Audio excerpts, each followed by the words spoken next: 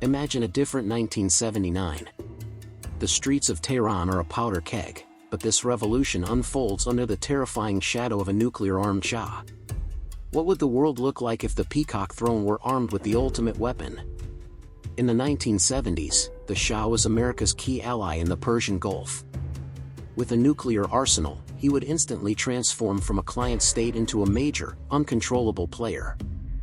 Emboldened by his atomic shield, the Shah could have aggressively challenged Soviet interests across the region. The Kremlin would be forced to arm its own allies, like Iraq and Syria, to the teeth. The Middle East would become a terrifying nuclear chessboard where any move could trigger a global conflict.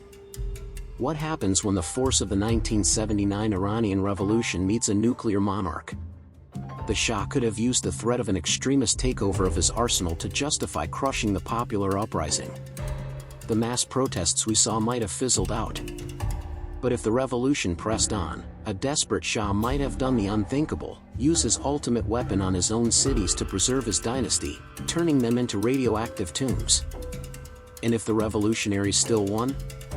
They would have inherited the ultimate weapon.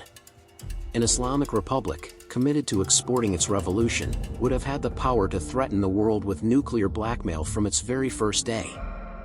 A nuclear Iran in the 1970s would have triggered an immediate and frantic regional arms race. Rival Iraq and a threatened Saudi Arabia would have rushed to develop their own bombs. Israel, whose own presumed arsenal gave it strategic invincibility, would suddenly find itself just one of many nuclear powers in a neighborhood driven by animosity. A world where the Shah got the bomb is a profoundly more dangerous world. It's a chilling alternate history that reminds us how much of our reality is simply the result of bullets dodged in the past.